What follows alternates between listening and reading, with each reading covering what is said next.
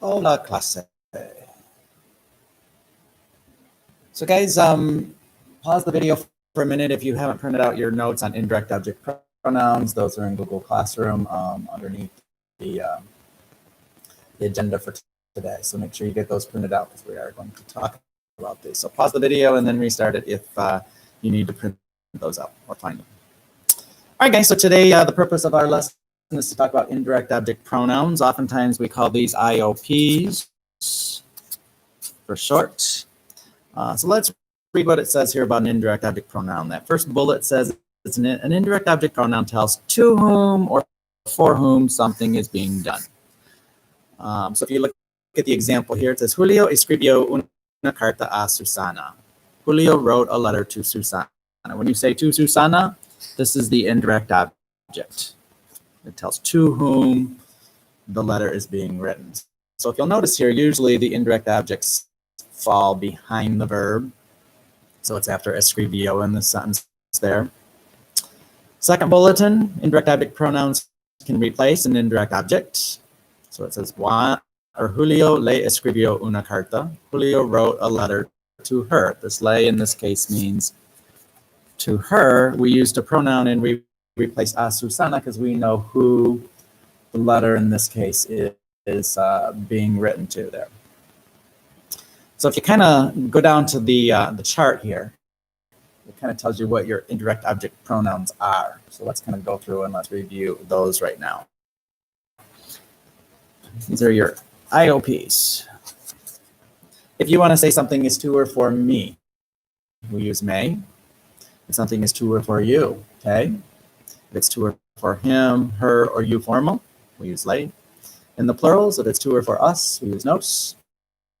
If it's to or for you guys, it's os. And if it's to or for them, or it's to or for you guys formal, we use les.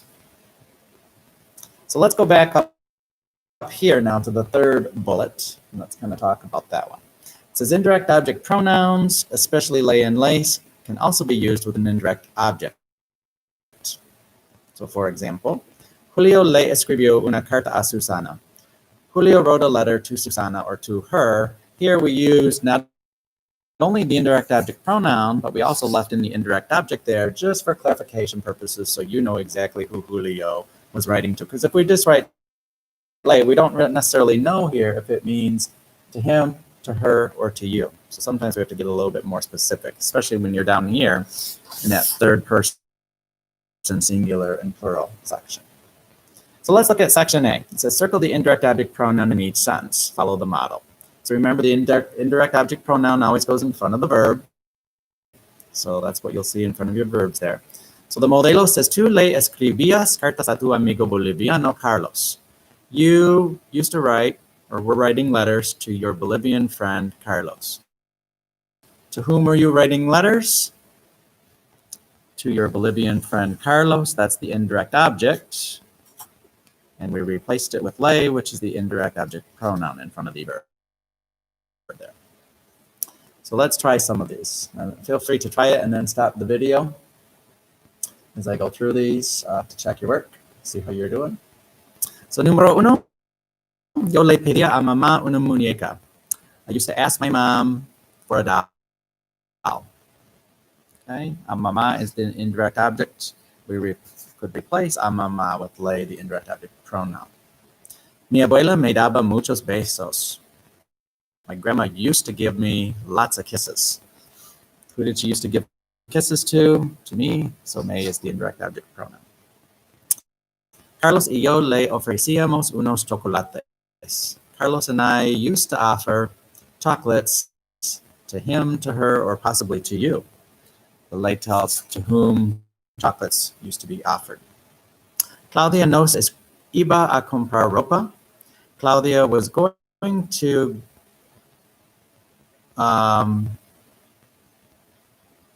she was going to buy us some clothes or clothing. Who was she going to buy the clothes for? Nos, for us. Roberto les ofrecía el triciclo a sus hermanas. Roberto used to offer his tricycle to his sisters. To whom did he used to offer his tricycle? To his sisters. There's the indirect object. And the pronoun that we use is the lace there. That's the indirect object pronoun, or the IOP. Part B.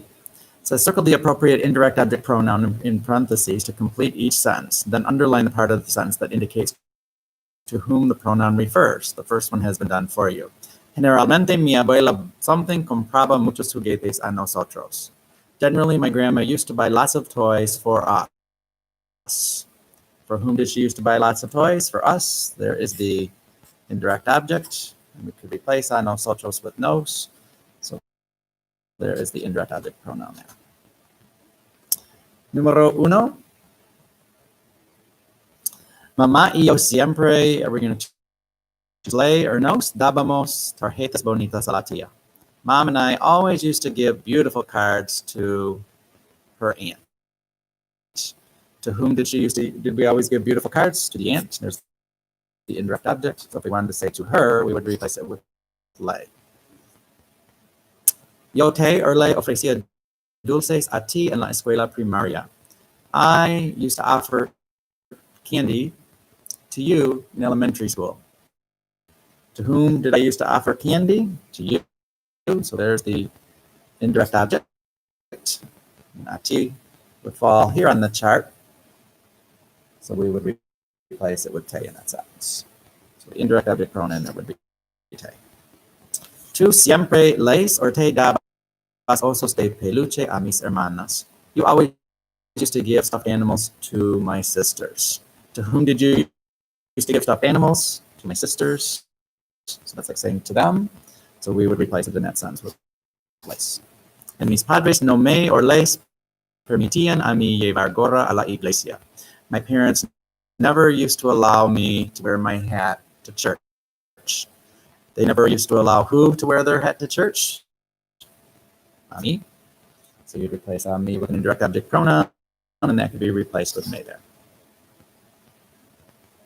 All right, let's continue on with the page 2 of your notes, activity C.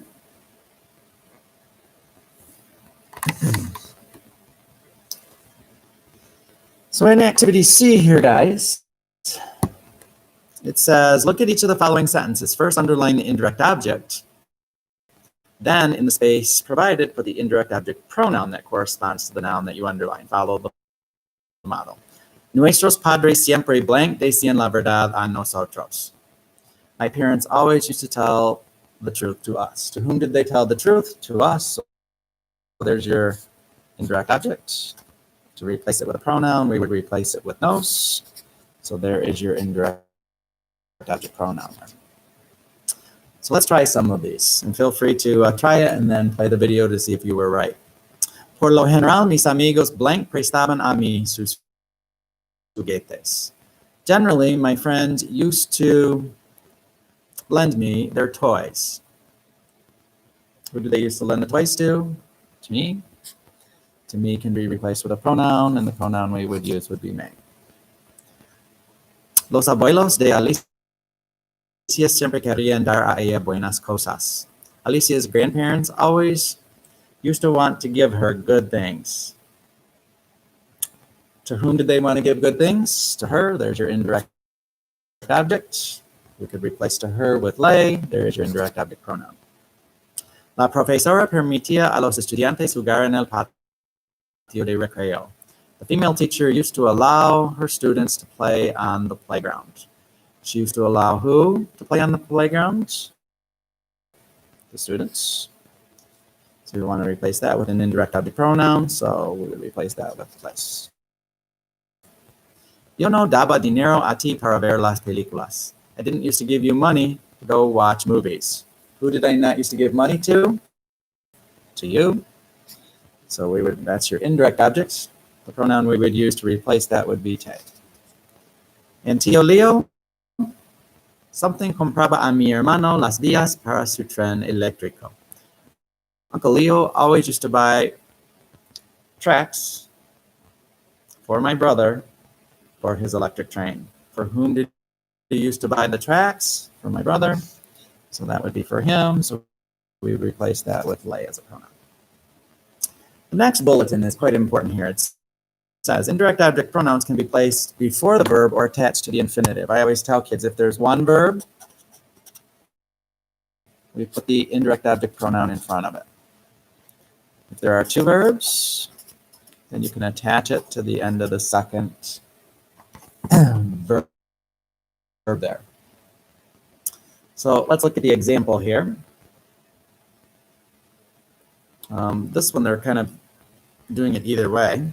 The second possibility is usually the most popular here, but we'll look at what they did. Mi abuela nunca me quería dar dinero en mi cumpleaños. My grandmother never used to want to give me money for my birthday. Notice she's giving me the money, so they use me as your indirect object pronoun. You can put me in front of the two verbs. I guess we should probably modify our note directions here a little bit. You can put it in front, or you can put it behind and physically attach to the second verb, your choice. In this case, they chose to put it in front. The second example, though, shows you where they actually attached it to dar. So when there are two verbs, you've got two choices there. You can put it in front of the conjugated verb or attach it to the infinitive. So they're going to make us practice now that. Let's look at the modelo. It says, Tia Lisa me quería llevar a la guardería infantil. So they chose to put me in front of the two verbs. The other spot you could put it is literally attach it to the end of the second verb there. So numero uno, where else could we put lace? We have two verbs there. They chose to put it in front of the two verbs. We could also attach it literally onto the end of mentir. Numero dos, where else could we put nos? It's in front of the two verbs right now. We literally could attach it to decir. Numero tres, where could we put me? Right now it's in front of the two verbs, so we literally could attach it to the end of the second verb. And numero cuatro, where else could we put lace? Again, you can physically attach it to the end of obedecer. So guys, that completes your notes on indirect object pronouns. I hope you're doing well. Have a great day. Adios.